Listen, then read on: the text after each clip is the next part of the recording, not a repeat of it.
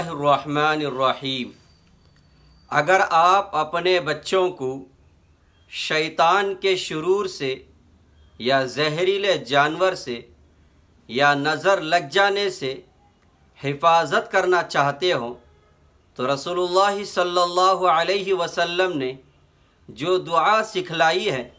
اس دعا کے ذریعے سے اپنے بچوں پر دم کیا کرو۔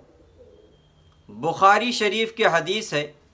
حضرت ابن عباس رضی اللہ عنہ سے منقول ہے، رسول اللہ صلی اللہ علیہ وسلم اپنے نواسے حضرت حسن اور حسین رضی اللہ عنہما کو ان کلمات کے ساتھ پناہ میں دیا کرتے تھے،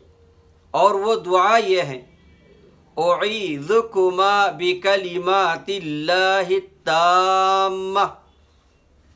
من کل شیطان وہامہ ومن کل عین لامہ۔ اس کا ترجمہ یہ ہے کہ میں تم دونوں کو ہر شیطان اور بری نظر کے لگ جانے سے، زہریلے جانور سے اللہ کے مکمل کلمات کے ساتھ پناہ میں دیتا ہوں۔ تو ہم تمام کو چاہیے کہ اپنے بچوں کو صبح شام ان کلمات کے ذریعے سے دم کر دیا کریں، شیطان سے،